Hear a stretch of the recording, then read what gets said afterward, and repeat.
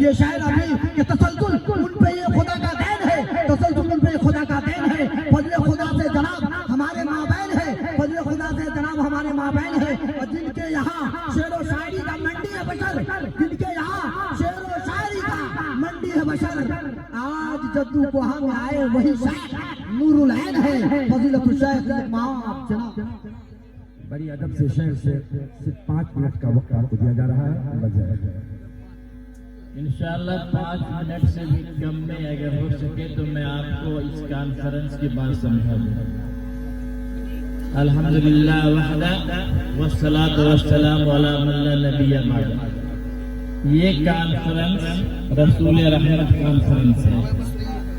آپ کے رسول جسے اللہ نے وما ارسلناک الا رحمۃ للعالمین کا خطاب دیا، رسول رحمت پیکر علم و حکمت، منبع شفقت و رافت، مخزن رشد و ہدایت، پیغمبر امن و سلامت، بنو آدم کی جان، امن عالم کی شان، امن عامہ کی پہچان، آپ کی رسالت و بعثت کائنات ارضی و سماوی پر اللہ رب العالمین کا عظیم احسان۔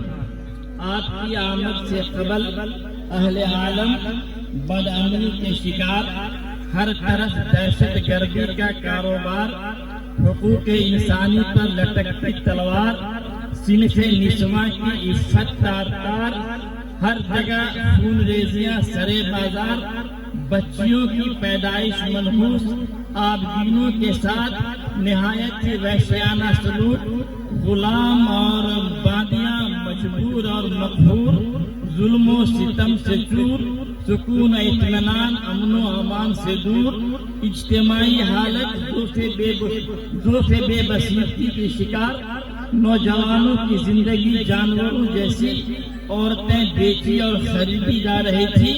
اس نازک دور میں 9 ربیع الاول 571 عیسوی 9 ربیع الاول سوموار کا دن 22 اپریل 571 عیسوی جیٹھ کی پہلی تاریخ نبی پاک صلی اللہ علیہ وسلم کا موسم بہار میں صبح 4:20 میں ولادت ہو جاتی ہے، اور ایسے نازک پرفتن حالات میں جب طلوع صبح روشن پر شب بیجور کی دست درازی اور واضح حق پر محیط کے دبیز خطرناک ہیبتناک المناک صورتحال اپنے پردے لہرا رہے تھے، اس موقع سے نبی پاک صلی اللہ علیہ وسلم کی 22 اگست 610 عیسوی میں آپ کی تاج پوشی کی گئی۔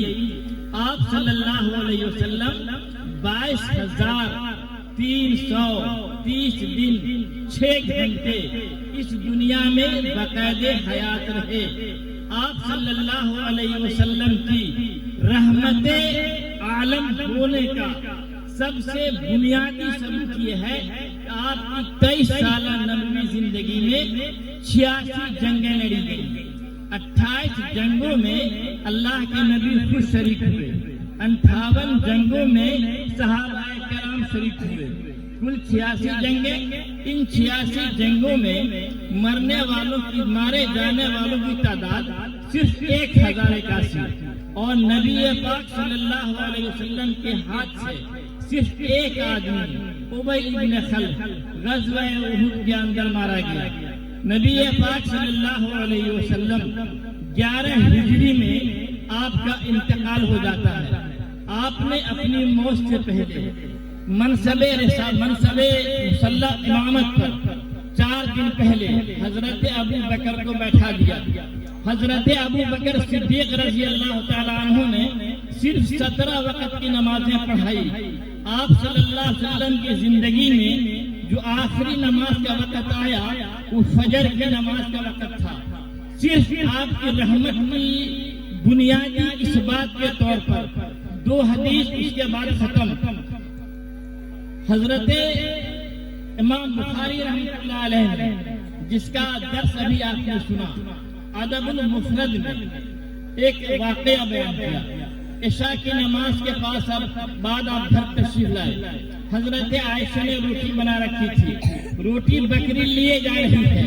اس دن آپ کے گھر میں کچھ بھی نہ تھا.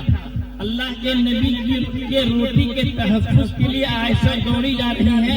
اللہ کے نبی نے فرمایا یا عائشہ لا تؤذی شاة جارک, اے عائشہ اپنے پڑوس کی بکری کو تکلیف مت دو. اس سے کتنا بڑا پیغام امن انسانیت کو اللہ کے نبی نے پہنچایا. آپ تجزیہ کے بڑے دگج علماء کرام نے آپ تشریف فرمایا, اس لیے میں آپ کا وقت نہیں لوں گا. دوسری حدیث جس کو علامہ ابن قیم رحمۃ اللہ علیہ نے زاد المعاد میں بیان فرمایا. کیا فرمایا کہ آپ ایک بیوی کے یہاں تشریف فرما تھے, باندھی کی ضرورت پڑی, بریرہ کو 3 بار بلایا, بریرہ نہ آئی. آپ غصے سے کھڑے ہو گئے اور آپ کے کان پر مسواک تھی. آپ نے کہا بریرہ دل تو چاہتا ہے کہ میں تمہیں مسواک سے پیٹوں, لیکن مجھے رب کا ڈر ہوتا ہے. آپ صلی اللہ علیہ وسلم نے باندھی پر بھی مسواک سے مارنا گوارا نہیں کیا. اور امام ترمذی نے کتاب الفطر میں فرمایا ہے نہى النبی صلی اللہ علیہ وسلم ان قتل النساء والصبیان, اللہ کے نبی نے عورتوں کو قتل کرنے سے اور کیا کہتے ہیں بچوں کو مارنے سے منع فرمایا.